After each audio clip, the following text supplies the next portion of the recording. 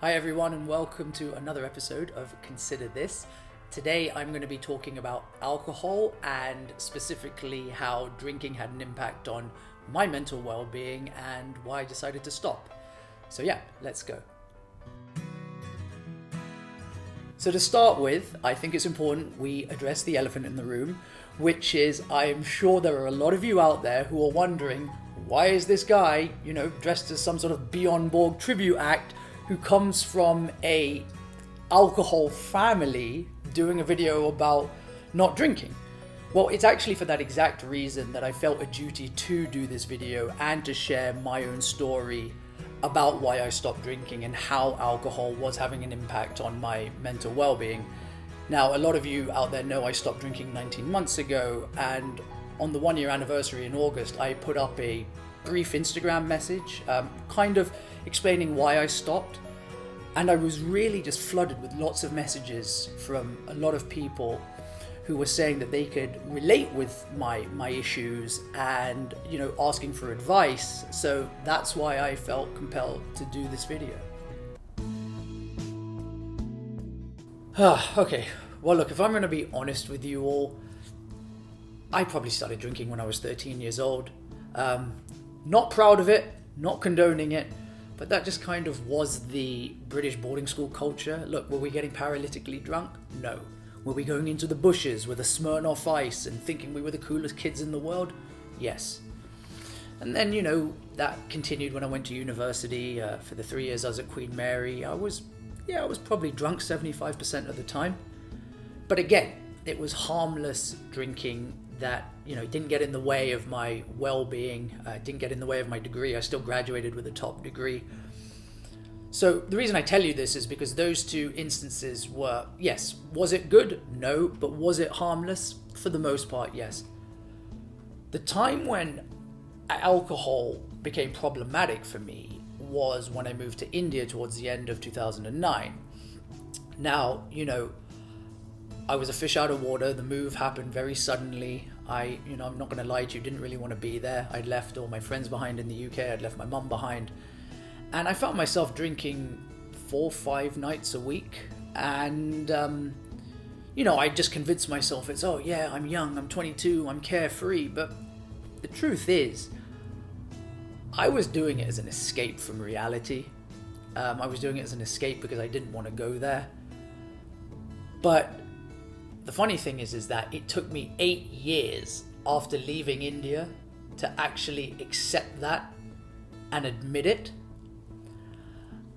And another thing that I realized when alcohol had a negative effect on me was, and this started about 5 years ago, and as a side note, I was drinking much less 5 years ago than I was when I was in India. But I would wake up in the morning, no matter if I've had 1 drink or 10 drinks, with morbid levels of anxiety and paranoia from the night before. And, I used to be really, really worried that did I say something bad? Did I do something bad to someone? And I would call my friends up and ask them, and they'd be like, no, dude, chill out, you were fine. But then I'd have to call another friend up to verify what the first friend said. And it was just like this stupid, vicious cycle. And, yes, when I was young, I've definitely said things and done things to people when I've been drunk that I'm not proud of. So if you're watching this and I did something to you, I hold my hands up and I apologize to you deeply. But instead of, thinking that I could grow and move on from those experiences, always in the back of my mind, I felt like, well, that's what happens to me when I drink. And even though I knew I wouldn't do something bad, there was a part of me that was always like, well, you've acted badly towards people before. It's inevitably going to happen again. And that really got me in this anxious space. Another thing that surrounded these anxious thoughts was I used to have this paranoid thought that I was going to go to jail. Now, I can't even say this with a straight face, and you're probably watching this thinking, this guy's crazy, but it was what my doctor called a paranoid irrational thought. But for those of you out there who also suffer from these paranoid irrational thoughts after drinking, you know that all logic goes out of the window. I mean, you might know on an intellectual level that it's a illogical, paranoid thought, but when you're in that anxious space, all logic goes out of the window, and you believe those thoughts like it is the be-all and end-all. Now, okay, fine. I'll share this with you.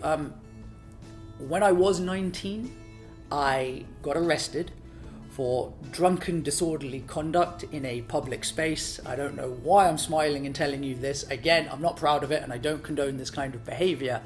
But look, I didn't get a criminal record or anything. It was just a sort of slap on the wrists. But, you know, I really think subconsciously since then that seed has been planted in the back of my head that one day I'm going to do something so awful when I'm drunk that I'm going to end up in jail. And then, of course, my dad's situation starts, right? And, you know, you're reading headlines like jail, arrest, bail, deportation, and that's just adding to this anxiety and adding fuel for it. Now, you know I have OCD. I mentioned that in the last video. I'm going to do a whole episode on that. So when you have OCD and you have these thoughts, and then you have alcohol that's fueling it, it is just one tornado of I don't know, craziness going on in one's head. And it was at that point where I was like, you know what? Alcohol right now is not having a positive impact on my life. I need to get myself in order before I reintroduce it. And that's when I decided to stop. So what helped? Now, this is a tricky one because, to be honest with you, what helped me is I stopped drinking. Now, I know that's not a practical thing for everyone. And let me just say, at this point, I am not saying at all that alcohol is bad. Okay, I'm saying one needs to figure out if it's bad for you at this current point in your life. And that's what I did. You know, I had a conversation with myself and I was like, okay, you're getting this anxiety the next morning. Is that worth going out and getting drunk the night before? And I weighed up the pros and the cons of drinking. I looked whether if it was an advantage or a disadvantage in my life at this current moment. And I figured out that, you know what, I have much deeper psychological issues that I need to figure out. And at this moment, alcohol is not helping me. It is just enhancing the fears that I have. And that's why I decided to stop. Now, I never said that, you know, I'm going to stop forever. I never gave a timeline. I said, right now, it's not working for me. And until I get myself in order, I need to put it on the shelf. One thing that I also have, like a lot of you do have, is FOMO, which is, for all the aunties and uncles, fear of missing out. I know it's not the greatest term in the world. I didn't come up with it. But funnily enough, I realized I was like, okay, what is FOMO? Missing out, right?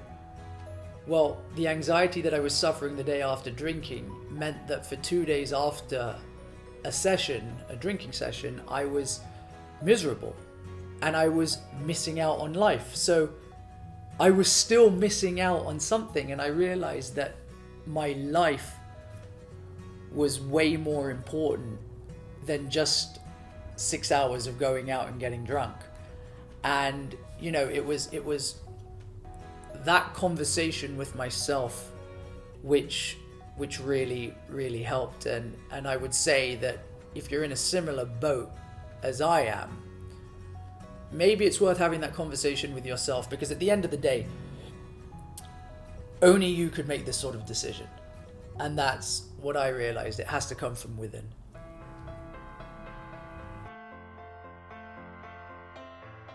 So to conclude with, I will never say that alcohol is bad, and that is not what I've been saying this entire video.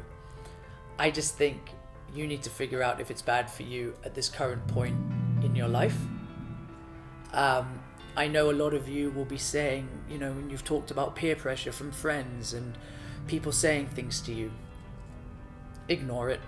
At the end of the day, the only person whose opinion matters is your own, and the only person who's responsible for your own happiness is yourself. So do what's good for you and do what makes you happy. You know, the Kingfisher slogan for many years has been the king of good times. Well, I'm going to rephrase that and say, be the king or the queen of your own good time.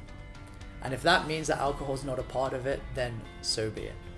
So yeah, see you next time.